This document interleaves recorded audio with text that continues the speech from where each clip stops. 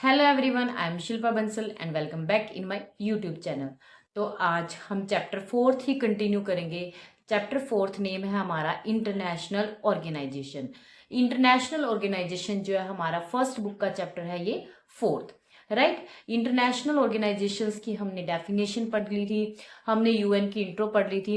अब हम यूएन का एक मोस्ट इंपॉर्टेंट पार्ट जिसका नाम है यूएन SC यानी कि United nation security council. United nation की जो सिक्योरिटी काउंसिल है वो यूएन का पार्ट है और वो बहुत ही ज्यादा इंपॉर्टेंट पार्ट है। हमें पता है जब सेकेंड वर्ल्ड वॉर खत्म हुआ तो यूएन को स्टैब्लिश किया गया था। जब यूएन को स्टैब्लिश किया गया तो यूएन की एक सिक्योरिटी जो काउंसिल है वो उसका एक ऑर्गेन्स है, ठीक है। यूनाइटेड नेशन की जो सिक्योरिटी काउंसिल है इसके अंदर हमारे पास 5 परमानेंट मेंबर्स होते हैं और 10 नॉन परमानेंट मेंबर होते हैं, यानी कि टोटल मेंबर जो है इसके 15 होते हैं, राइट। जो 15 मेंबर है उसमें से 5 जो परमानेंट मेंबर्स होते हैं उनके पास वीटो पावर होती है।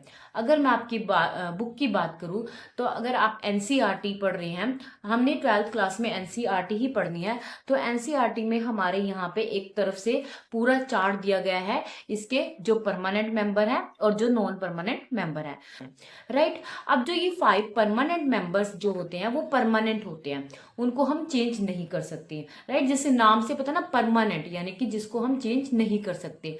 लेकिन जो नॉन परमानेंट मेंबर होते हैं वो हर 2 साल बाद यानी कि 2 इयर्स बाद जो है वो नॉन परमानेंट मेंबर जो है वो चेंज होते रहते हैं, राइट। जो नॉन परमानेंट मेंबर है उनको ये नहीं कि हमने 2 साल के बाद चेंज हुआ तो नेक्स्ट के जो 2 इयर्स है उसमें के इलेक्शन में वो नहीं खड़े हो सकते, यानी कि अगले 2 या 3 साल तक या 4 सालों के बाद ही वो जो है यूएन का नॉन परमानेंट मेंबर में जो है वो खड़े हो सकते हैं और जीत सकते हैं, राइट। ये तो हमारे परमानेंट और नॉन परमानेंट मेंबर की बात होगी।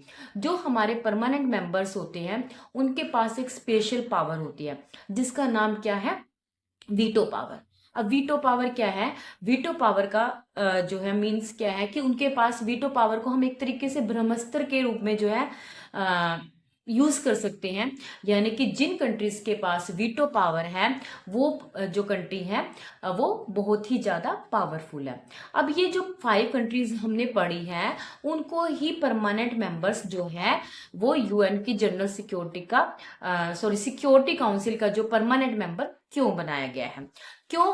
क्योंकि अगर हम बात करें सेकेंड वर्ल्ड वॉर के बाद, ठीक है, यानी कि 1945 के बाद जो ये 5 जो मेजर पावर थी, ये जो 5 जो कंट्रीज थी वो मेजर पावर बन के निकली थी, तो इसलिए इन जो कंट्रीज को परमानेंट मेंबर जो है बोला गया था, राइट। अगर जो यूएन की सिक्योरिटी काउंसिल है अगर इसके मेंबर्स बनने के लिए क्या क्या क्राइटेरिया होना चाहिए, ये क्राइटेरिया भी सारा लिखा हुआ है, इसको हम नेक्स्ट वीडियो में डिस्कस करेंगे।